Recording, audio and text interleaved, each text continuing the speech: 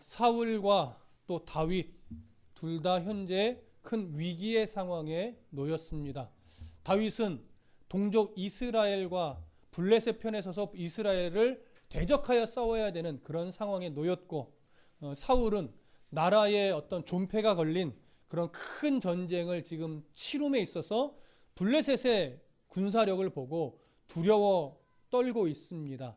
그래서 다음 주에는 그러니까 이 위기 상황에 놓인 다윗을 하나님이 어떻게 모면하게 하시면서 은혜를 베푸는가 살펴보게 되지만, 오늘은 어떻게 사울이 하나님께 외면을 당하며 사울의 이 마지막이 어떻게 위기 가운데 그냥 버려지는가, 이런 걸 우리가 오늘 확인을 하게 됩니다. 사울은 블레셋의 군사력을 딱 보고서 공포에 가까운 두려움을 먹게 되죠. 그래서 하나님을 찾았지만 어떤 방법으로도 하나님을 음성을 주지 않았습니다. 왜냐하면 블레셋의 군사력이 약했으면 그는 하나님을 또 찾지 않았을 것이기 때문에 그는 이미 하나님 앞에 바른 신앙을 완전히 버려버렸습니다. 그래서 이제 버림을 받은 상태가 되었죠. 응답 없는 하나님, 그로 인해서 이 사울은 두려움을 이겨내지 못하고 결국 어떻게 이 위기를 모면할까라고 하는 고민 가운데 찾은 방법이 뭐예요? 신접한 여인을 찾아가서 사무엘의 영을 불러 올려 그 사무엘에게 이 상황에 대해서 묻고 답을 찾고자 했습니다. 우리가 다 잘 알고 있다시피 신접한 여인을 통해서 죽은 자의 영을 불러내는 것은 이방인의 풍습입니다. 미신이기도 합니다. 잘못된 거지요. 그럼에도 불구하고 다른 방법이 없자 사울은 이 여인을 찾기 위해 명령을 내렸습니다. 오늘은 그 여인을 찾으러 가는 그런 장면입니다. 자, 8절과 9절 함께 읽어보겠습니다. 시작. 사울이 다른 옷을 입어 변장하고 두 사람과 함께 갈새 그들이 밤에 그 여인에게 이르러서는 사울이 이르되 청하노니 나를 위하여 신접한 술법으로 내가 네게 말하는 사람을 불러 올리라 하니 여인이 그에게 이르되 네가 사울이 행한 일 곧 그가 신접한 자와 박수를 이 땅에서 멸절시켰음을 아나니 네가 어찌하여 내 생명을 올무를 놓아 나를 죽게 하려느냐 하는지라. 사울은 엔돌이라는 지역에 신접한 여인, 능력 있고 효용 있다라고 여겨지는 신접한 여인이 있다라고 하는 이야기를 신하로부터 듣고 지체함 없이 지금 움직이는 것으로 여겨집니다. 그런데 엔돌로 향하여 가는 이 사울 왕의 모습을 보니까 성경은 어떻게 표현하냐면 사울이 다른 옷을 입어 변장하고 두 사람과 함께 갔대요.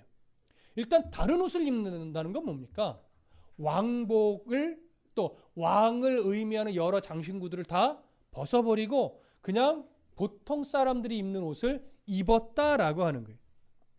자, 그러면 우리 한 가지 이제 생각하셔야 돼요. 왜 사울 왕은 이렇게 왕복을 벗어버리고 일반 사람들이 입는 옷으로 갈아입어서 이것을 변장했다라고 이제 성경이 표현할 정도로 변장을 하고 신접한 여인을 찾으러 간 것일까요? 쉽게 얘기하면 왜 변장하고 간 걸까요? 몇 가지 이유가 있을 겁니다. 일단 첫 번째는 신접한 여인을 찾아가는 것이 기본적으로 율법에서 금하고 있는 일입니다. 그러니까 이 사실을 사람들이 알면 율법도 모르는 사람이라고, 율법을 어긴 자라고 손가락질할 수 있겠죠. 그와 연장선에서 또 하나 생각해 볼 것은 뭐냐면 얼마 전에 정치적인 의도를 가지고 신접한 자와 박수를 다 어떻게 했어요? 쫓아냈어요. 그러니까 사람들은 쫓아낼 때는 언제가 이제 와서 또 찾아가? 라고 하면서 비웃음 섞인 말을 할 수 있겠죠. 그래서 일단 그런 사람들의 시선을 피하기 위해서 변장했을 것입니다. 그러나 이것만은 아니겠죠. 우리가 저번 시간에 그 지리적인 위치를 좀 설명드렸어요.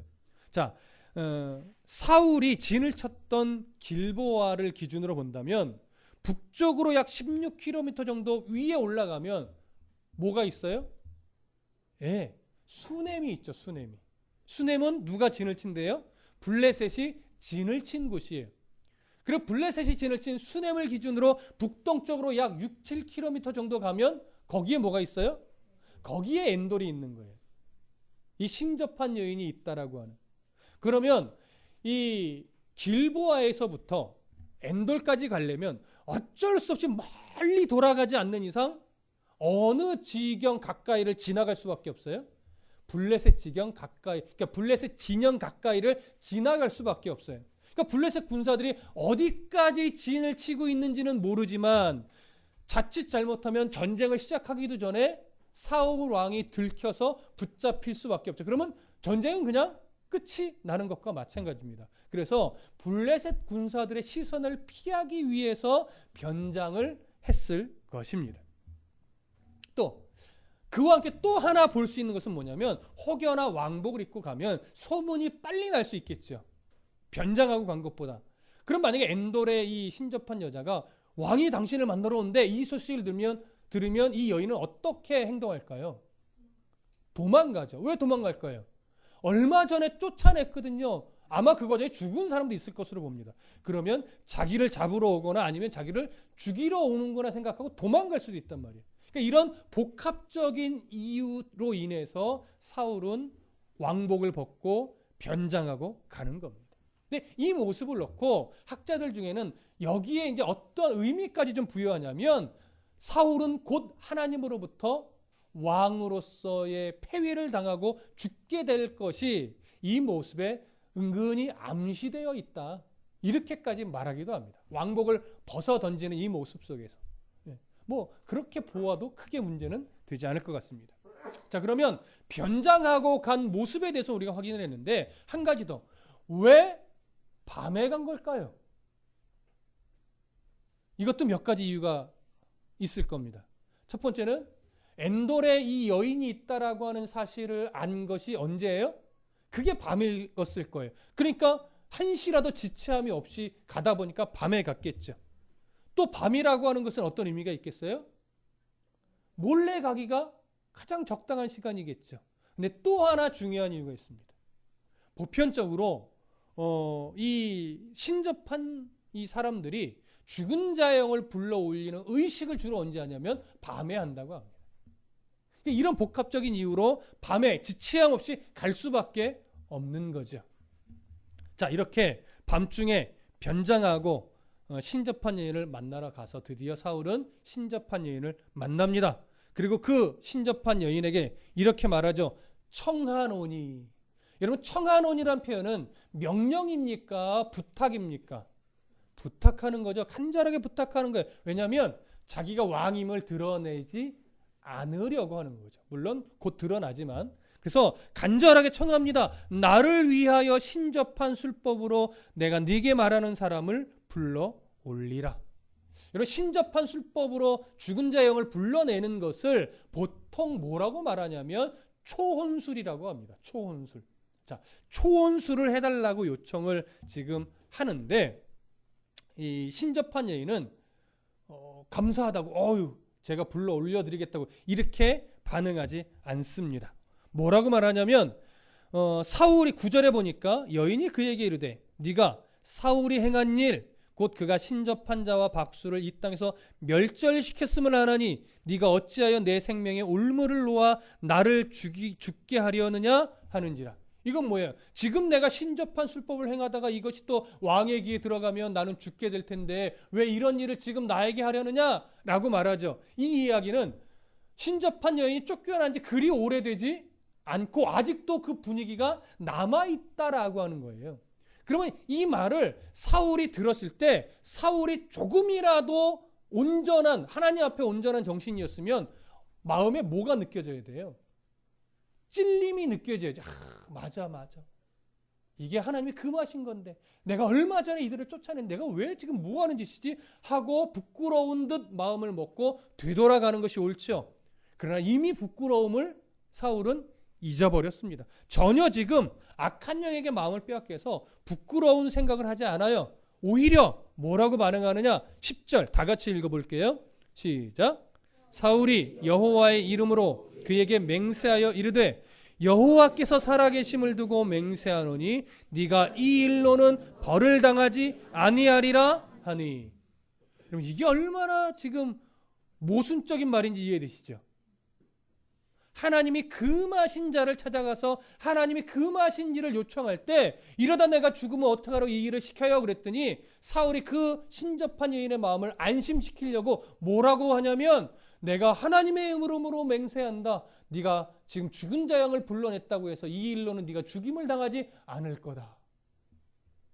사실 왕 아니면 할 수 없는 말이에요.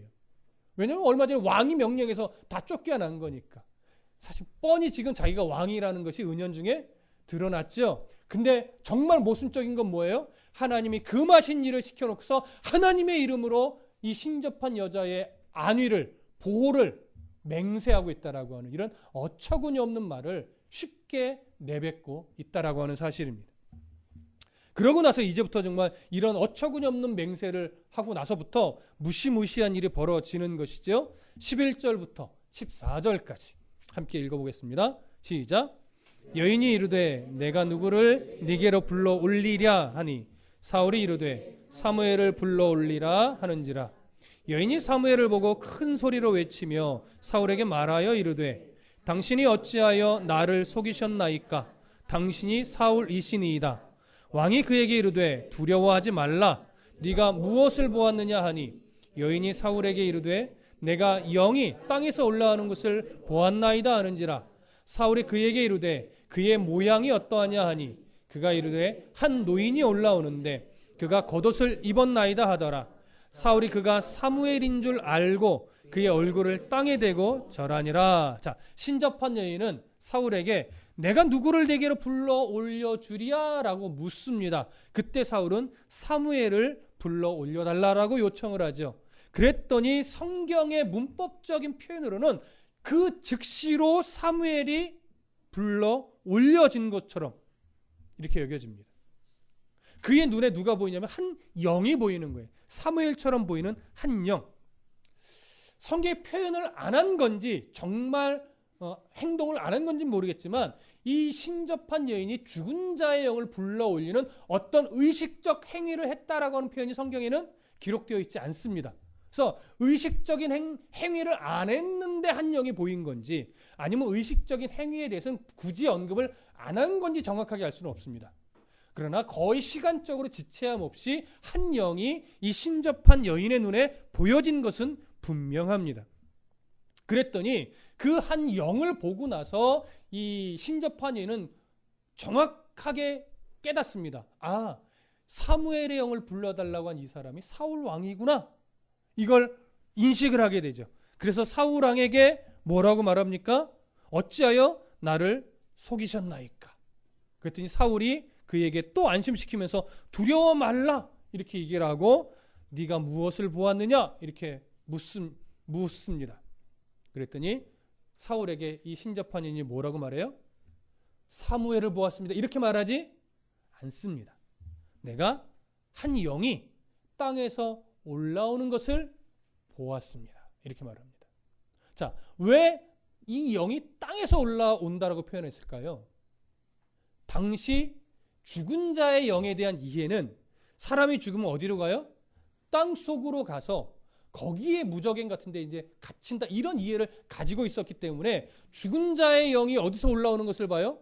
땅에서 올라오는 것을 보았다라고 표현하는 겁니다. 이 표현을 좀 기억해 두십시오.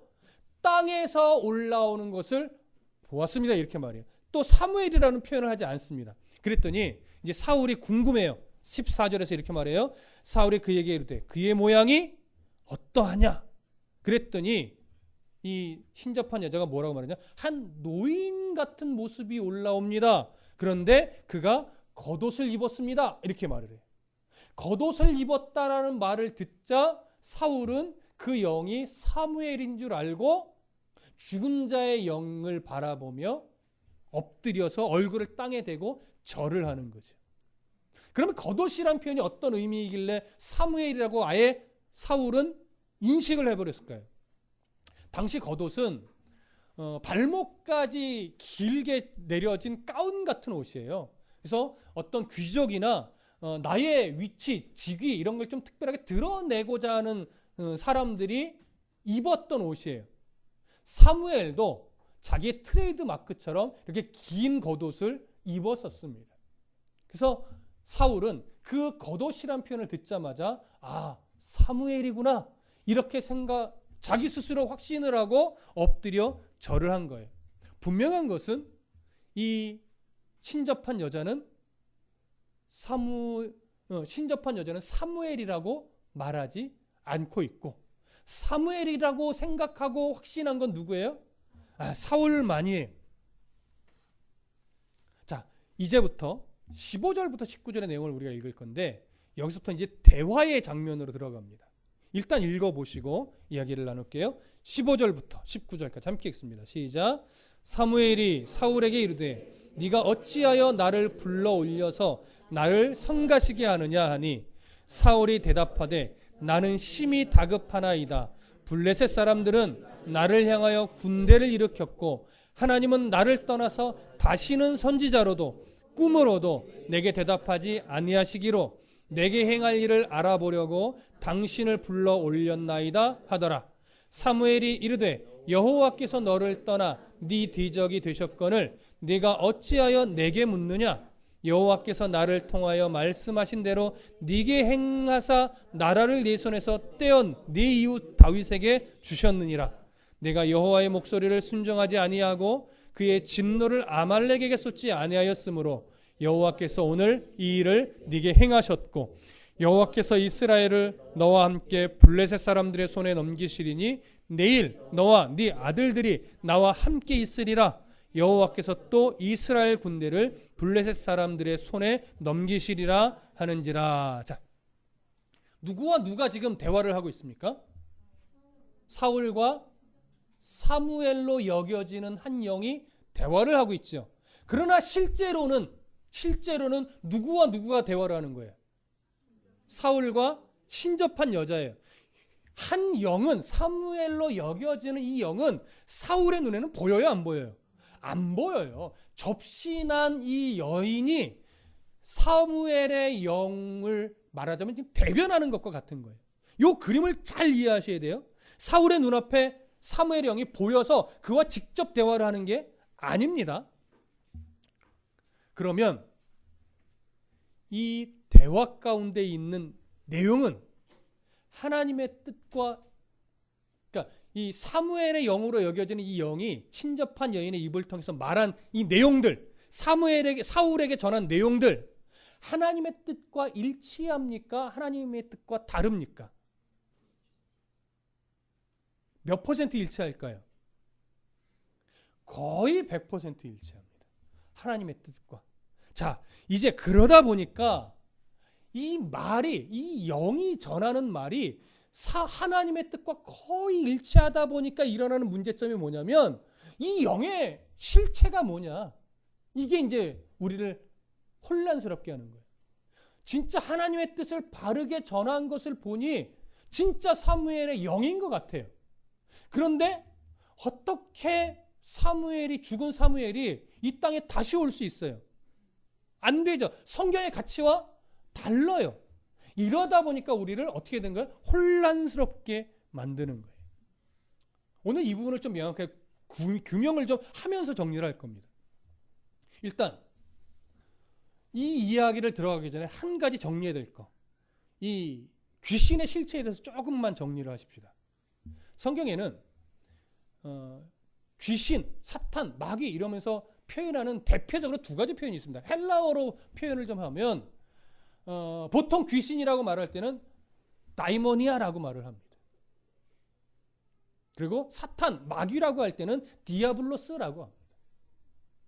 그러면 귀신으로 표현되는 다이모니아라고 하는 단어는 주로 어떤 류에 적용되는 거냐면 성경에 이렇게 우상, 또 우리식 이해로 무당, 미신, 토속신앙, 토테미즘, 그리스 신화 이런 류의 신비한 현상들이 종교적인 어떤 옷을 입고 일어나는 모든 것들, 사이비 이단까지도 다 포함입니다. 그런 류의 안에서 일어나는 표현되는 것들이 다 뭐냐면 귀신입니다. 우리나라식으로는 처녀 귀신도 여기에 속합니다. 외국에서 말하는 드라큘라도 이런 류에 속하는 겁니다. 무슨 말씀이 이해되시죠? 자, 그러면 묻습니다. 이런 류의 귀신들은 실제합니까? 실제하지 않합니까? 말이 맞죠? 실제하지 않습니까? 실제하지 않죠. 실제하는 존재는 아니란 말이에요. 여러분, 오늘날 처녀 귀신은 없습니다. 그러나 저도 종종 마치 처녀 귀신이 나올 것 같아 삐죽삐죽 쓰는 경우는 저도 있습니다. 그러나 실제하지는 않습니다. 그러면 사탄, 마귀라고 불리는 악한 영의 존재, 실제합니까? 실제하지 않습니까? 실제하지 않아요? 실제해요. 그래서 그냥 쉬운 말로 귀신의 존재를 기독교는 인정한다라고 말하는 거예요. 그러나 그 인정이 다이모니아라고 불리는 그런 존재를 인정하는 것이 아니라 악한 영의 세력, 사탄, 마귀, 악마라고 불리는 이 존재를 인정하는 거예요.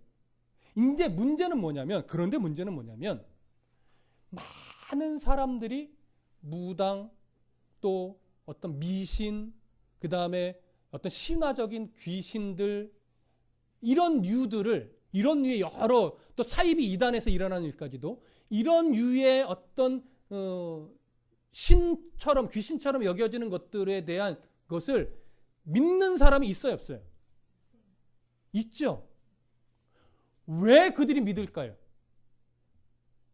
분명히 없는데, 있는 존재가 아닌데 분명히 없는 존재예요. 근데 믿는 사람이 있단 말이에요, 실제로.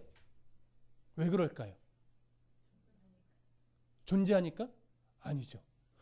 그들 안에 실제 어떤 신비적인 일, 치유부터 시작해서 환상, 뭐 이런 기적과 같은 일들이 실제 뭐 하니까? 일어나니까. 그러면 있는 거예요, 없는 거예요?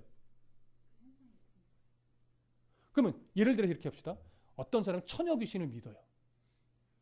근데 처녀 귀신에 대고 기도를 했더니 병이 났어. 그래서 이 사람은 정말 처녀 귀신은 있다고 믿고 숭배를 해요. 이거 있는 거예요, 없는 거예요, 처녀 귀신?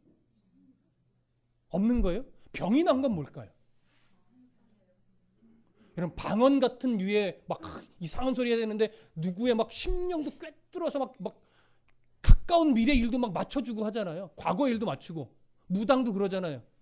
실제로 맞추는 무당이 있어요, 없어요?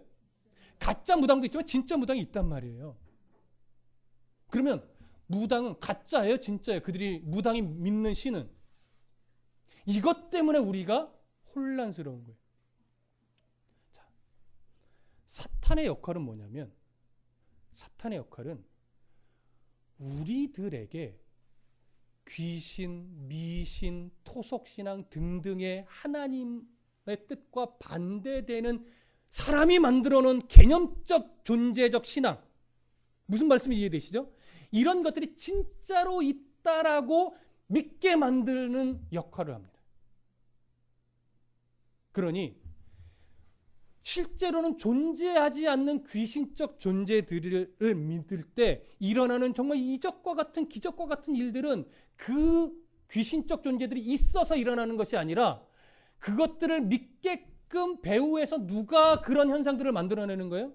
사단이 만들어내는 거예요. 이해되시죠? 사단은, 잘 들으세요, 그렇게 우리들이 가지고 있는 개념적인 것들로 인해서 하나님을 믿지 않게 하고 불안에 떨게 하고 걱정에 매이게 하고 이런 일들을 하게끔 계속 미혹의 덫을 끊임없이 놓는 거예요. 이단 사이비까지도 마찬가지입니다. 그래서 현상만으로 뭔가 분별하려고 하다 보면 큰 오류에 빠질 수 있어요. 왜냐하면 기독교에서 일어나는 신비적인 현상은요, 이단 사이비부터 미신에 이르기까지 다 일어날 수 있는 일이에요. 그러니까 신앙을 갖게 될 때 그런 현상이 믿음의 출발점이 될 수는 있으나 현상의 메인 믿음이 되면 신앙이 성숙해질까요? 성숙해지지 않을까요? 그래서 성숙해지지 않는 거예요. 기독교는 현상의 종교가 아닙니다. 말씀의 종교입니다. 그 모든 현상들이 이제 신앙이 자라면 무엇을 기준으로 조명이 되고 어느 것 안으로 더 깊이 들어가야 되냐면 말씀을 근거로 모든 현상들도 규명이 돼야 되고, 이제는 그런 거 없어도 말씀으로만 내 신앙이 충분해져야 되고, 이제는 하나님을 향한 소망 때문에 아무런 현상이 내 삶에 안 일어나도 흔들리지 않는 믿음의 수준으로 가야 되는 거예요. 근데 이렇게 안 가고 현상만 붙잡으면 신앙이 왜곡되고 건강한 신앙으로 가지 못합니다. 우리가 많은 사람이 속는 게 바로 이 디아블로스라고 불리는 사탄, 마귀라고 불리는 이 존재가 계속해서 미혹의 덫을 뿌리고 만들어내고 나타내 보이게 할 때 거기에 자꾸 우리가 뭐 하는 거예요? 속는 거예요. 이 부분을 좀 우리가 정리를 잘 하실 필요가 있습니다. 누가복음에서도 분명하게 뭐라고 말해요? 죽은 자의 영은 다시 이 세상으로 올 수 없다. 이건 우리가 명확하게 성경에 갖고 있는 기준이란 말이죠. 하나님이 하실 수는 있으나 성경에서 말한 그 가치관을 어그러뜨리시는 하나님이 아니란 말이에요. 그리고 오늘 어디를 우리가 잘 보셔야 되면 15절에 보세요. 그 영으로 보이는 이 사무엘의 영으로 보이는 자가 사울에게 이렇게 말해요.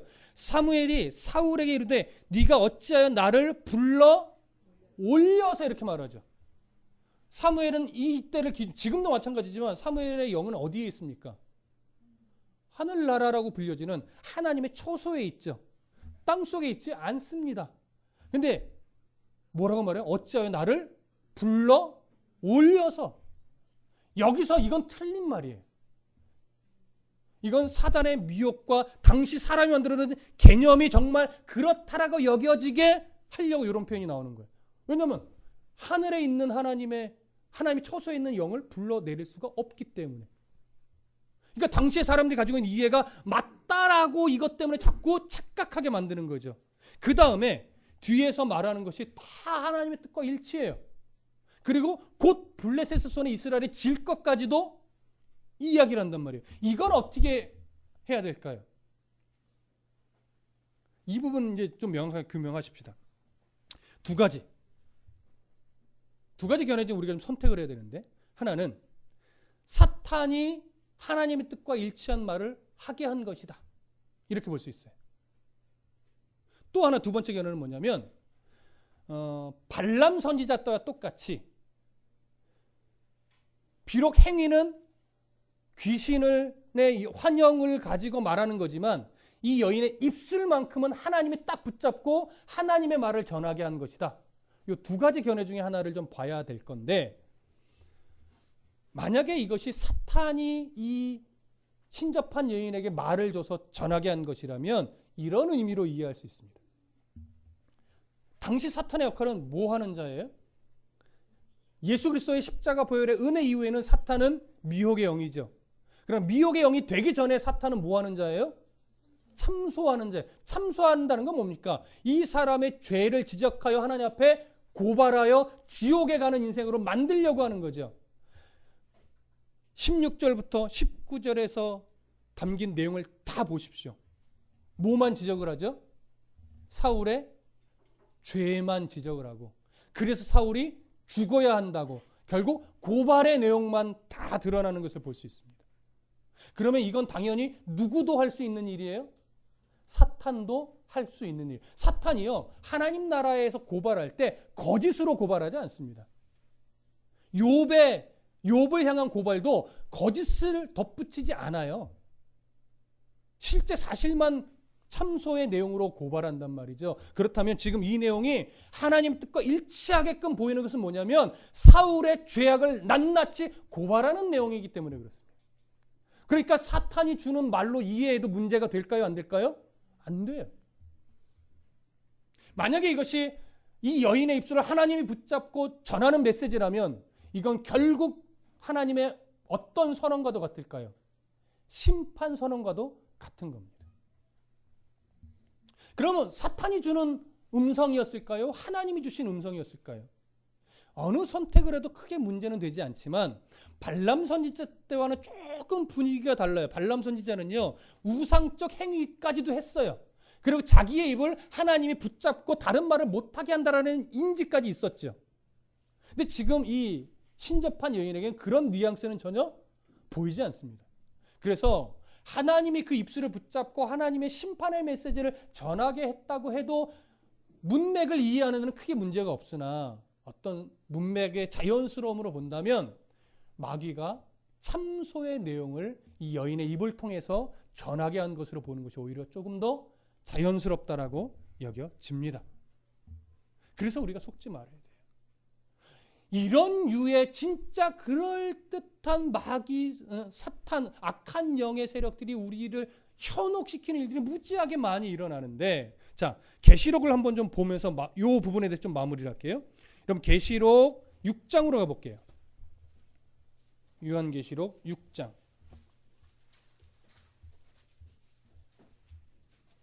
1절과 2절만 읽어봅니다. 요한계시록 6장 1절과 2절. 자, 함께 읽습니다. 요한계시록 6장 1절과 2절 찾으신 분들 함께 읽습니다. 시작. 내가 보매 어린 양이 7인 중에 하나를 떼시는데 그때에 내가 들으니 네 생물 중에 하나가 우레소리같이 말하되 오라 하기로, 이에 내가 보니 흰 말이 있는데 그 탄 자가 활을 가졌고 면류관을 받았고 나아가서 이기고 또 이기려고 하더라. 자, 보세요. 여기에 이제 그 유명한 흰 말탄자가 나오는 거예요. 흰 말탄자, 손에 뭘 갖고 있어요? 네, 승리를 위한 칼을 갖고 있어요. 근데 또 뭘 받았어요?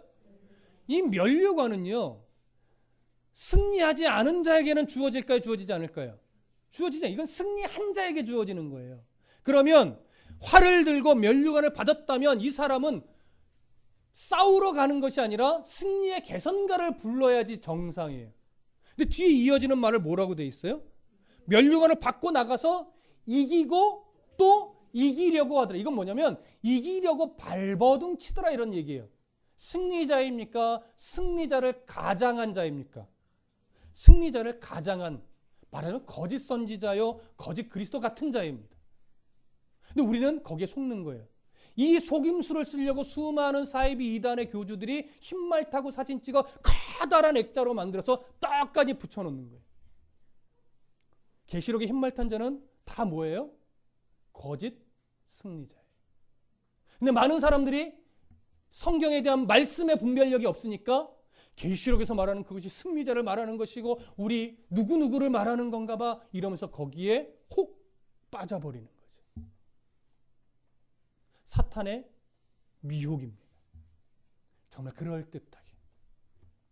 사울이 그런 미혹의 영에 속아 넘어간 것이고 그의 입술을 통해서 참소를 지금 당하고 있는 건데, 사실 이 내용은 하나님이 이미 심판으로 이 내용까지 결정한 내용과도 동일했기 때문에 우리가 혼란스러웠던 겁니다. 자, 정리를 해보면 사무엘 앞에 있는 신접한 여자가 보고 대신 말을 전하는 그 한 영은 사무엘처럼 여겨지나 사무엘이에요?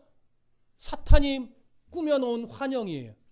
사탄이 꾸며놓은 거짓 영 환영입니다.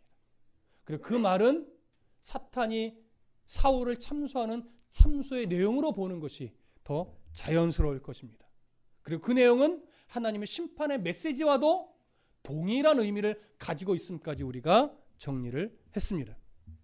자, 그런 메시지를 듣고 나서 사울이 어떻게 반응을 했을까요? 마지막 20절부터 25절 함께 읽습니다. 시작.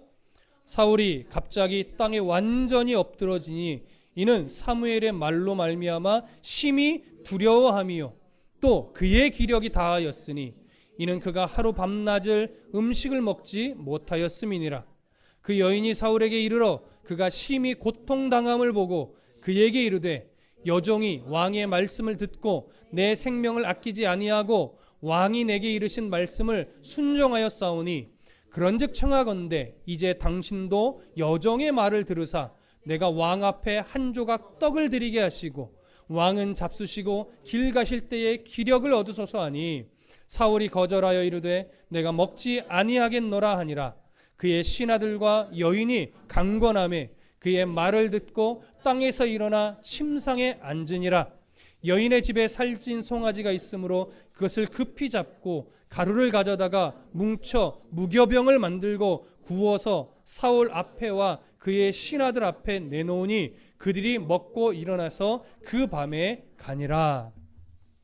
불안함과 걱정으로 하루 밤낮을 먹지 못했던, 아니 어떻게 보면 먹지 않았던 사울은 사무엘의, 그러니까 사탄이 주는 이런 심판, 참소의 메시지를 듣고 완전히 기력이 빠져서 쓰러지고 말았습니다.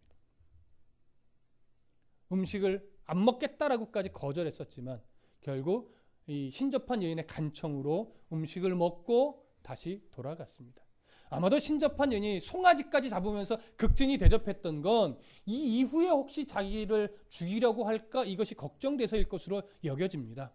그러나 어찌됐건 신접한 여인이 주는 음식을 먹고 기운을 차리고 돌아가서 그 일생의 마지막 전쟁을 이제 치르게 되지요.